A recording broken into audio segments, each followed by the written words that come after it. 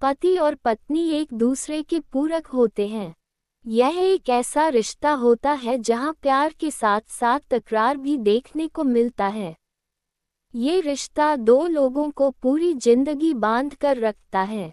जीवन के हर सुख दुख में पति पत्नी एक दूसरे का साथ निभाते हैं। तो चलिए आज की कहानी शुरू करते हैं। कुछ अपने मिजाज और कुछ हालात की वजह से राजेश बचपन से ही गंभीर और शर्मीला था। कॉलेज के दिनों में जब उसके दोस्त कैंटीन में बैठकर लड़कियों को पटाने के लिए तरह तरह के पापड़ बेलते थे, तब वह लाइब्रेरी में बैठकर किताबें खंगालता रहता था। ऐसा नहीं था कि राजेश के अंदर जवानी की लहरें हिलोरे नहीं लेती थीं। ख्वाब वह भी देखा करता था। छिप छिप कर लड़कियों को देखने और उनसे रसीली बातें करने की ख्वाहिश उसे भी होती थी, मगर वह कभी खुलकर सामने नहीं आया। कई लड़कियों की खूबसूरती का कायल होकर राजेश ने प्यार भरी कविताएं लिख डाली, मगर जब उन्हीं में से कोई सामने आती तो वह सिर झुकाकर आगे बढ़ जाता था। शर्मीले मिजाज की वजह से कॉलेज की दबंग लड़कियों ने उसे ब्रह्मचारी नाम दे दिया था। कॉलेज से निकलने के बाद जब राजेश नौकरी करने लगा तो वहां भी लड़कियों के बीच काम करने का मौका मिला। उनके लिए भी उसके मन में प्यार पनपता था, लेकिन अपनी चाहत को जाहिर करने के बजाय वह उसे डायरी में दर्ज कर देता था। ऑफिस में भी राजेश की इमेज कॉलेज के दिनों वाली ही बनी रही। शायद औरत से राजेश का सीधा सामना कभी न हो पाता अगर ममता उसकी जिंदगी में न आती। उसे वह प्यार से मम्मू बुलाता था। जब से राजेश को नौकरी मिली थी, तब से माँ उसकी शादी के लिए लगातार कोशिशें कर रही थी। माँ की कोशिश आखिरकार मम्मू के मिलने के साथ खत्म हो गई। राजेश की शादी हो गई। उसकी मम्मू घर में आ गई। पहली रात को जब आस पड़ोस की भाभियां चुहल करते हुए मम्मू को राजेश के कमरे तक लाईं तो वह बेहद शर्माई हुई थी। पलंग के एक कोने पर बैठकर उसने राजेश को तिरछी नजरों से देखा, लेकिन उसकी तीखी नज़र का सामना किए बगैर ही राजेश ने अपनी पलकें झुका लीं। मम्मू समझ गई कि उसका पति उससे भी ज्यादा नर्वस है। पलंग के कोने से उचककर वह राजेश के करीब आ गई और उसके सिर को अपनी कोमल हथेली से सहलाते हुए बोली, लगता है हमारी जोड़ी जमेगी नहीं। क्यों? राजेश ने भी घबराते हुए पूछा। हिसाब उल्टा हो गया, उसने कहा तो राजेश के पैरों तले जमीन खिसक गई। उसने बेचैन होकर पूछा, ऐसा क्यों कह रही हो मम्मू, क्या गड़बड़ हो गई? ये गड़बड़ नहीं तो और क्या है? कुदरत ने तुम्हारे अंदर लड़कियों वाली शर्म भर दी और मेरे अंदर लड़कों वाली बेशर्मी, कहते हुए मम्मू ने राजेश का माथा चूम लिया। मम्मू के इस मजाक पर राजेश ने उसे अपनी बाहों में भर कर सीने से लगा लिया। ख्वाबों में राजेश ने औरत को जिस रूप में देखा था, मम्मू उससे कई गुना बेहतर निकली। अब वह एक पल के लिए भी मम्मू को अपनी नज़रों से ओझल होते नहीं देख सकता था। हनीमून मनाकर जब वे दोनों नैनीताल से घर लौटे तो मम्मू ने सुझाव दे डाला, प्यार मनोहार बहुत हो चुका, अब ऑफिस जाना शुरू कर दो। उस समय राजेश को मम्मू की बात हजम नहीं हुई। उसने मम्मू की पीठ सहलाते हुए कहा, नौकरी तो हमेशा करनी है मम्मू, ये दिन फिर लौट कर नहीं आएंगे। मैं छुट्टियां बढ़वा रहा हूँ। छुट्टियां बढ़ा कर क्या करोगे?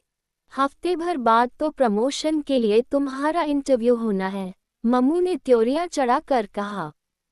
मम्मू को सच्चाई बताते हुए राजेश ने कहा, इंटरव्यू तो नाम का है डार्लिंग। मुझसे सीनियर कई लोग अभी प्रमोशन की लाइन में खड़े हैं, ऐसे में मेरा नंबर कहाँ आ पाएगा? तुम सुधरोगे नहीं, कहकर मम्मू राजेश का हाथ झिड़क कर चली गई। अगली सुबह माँ ने राजेश को एक अजीब सा फैसला सुना डाला, ममता को यहाँ 20 दिन हो चुके हैं। नई बहू को पहली बार ससुराल में इतने दिन नहीं रखा करते। तू कल ही इसे मायके छोड़ कर आ।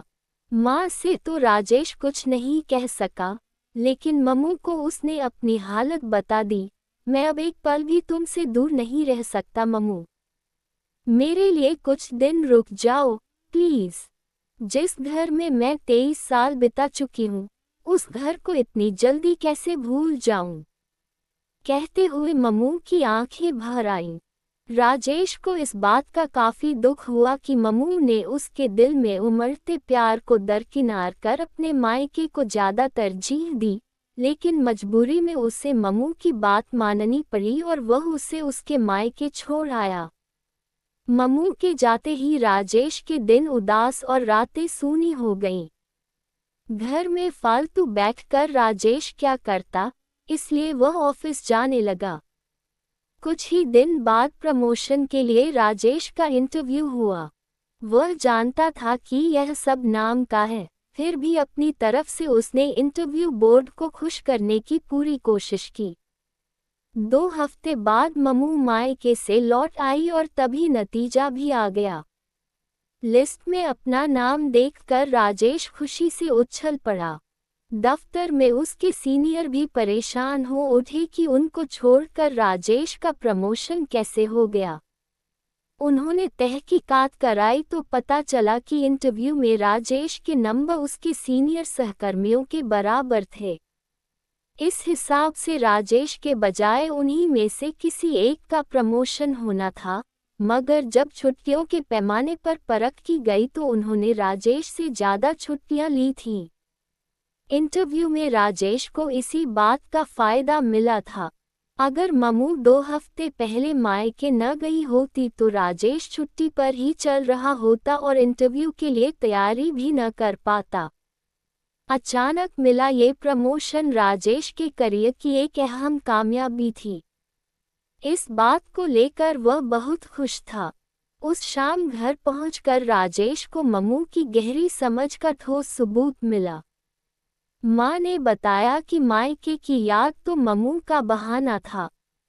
उसने जानबूझकर माँ से मशवरा करके मायके जाने का मन बनाया था ताकि वह इंटरव्यू के लिए तैयारी कर सके। सच्चाई जानकर राजेश मम्मू से मिलने को बेताब हो उठा। अपने कमरे में दाखिल होते ही वह हैरान रह गया।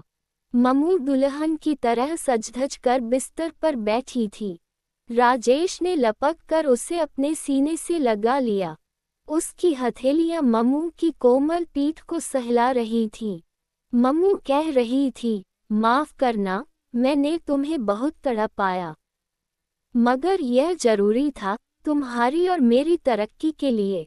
क्या तुमसे दूर रहकर मैं खुश रही? मायके में 24 घंटे मैं तुम्हारी यादों में खोई रही। मैं भी तड़पती रही, लेकिन इस तड़प में भी एक मजा था। मुझे पता था कि अगर मैं तुम्हारे साथ रहती तो तुम जरूर छुट्टी लेते और कभी भी मन लगाकर इंटरव्यू की तैयारी नहीं करते। राजेश कुछ नहीं बोला, बस एकटक अपनी मम्मू को देखता रहा। मम्मू ने राजेश को अपनी बाहों में लेते हुए चुहल की, अब बोलो, मुझ जैसी कठोर बीवी पाकर तुम कैसा महसूस कर रहे हो? तुमको पाकर तो मैं निहाल हो गया हूँ मम्मू। राजेश अभी बोल ही रहा था कि मम्मू ने ट्यूबलाइट का स्विच ऑफ करते हुए कहा, बहुत हो चुकी तारीफ, अब कुछ और। मम्मू शरारत पर उतर आई। कमरा नाइट लैंप की हल्की रोशनी से भर उठा और मम्मू राजेश की बाहों में खो गई। एक नई सुबह आने तक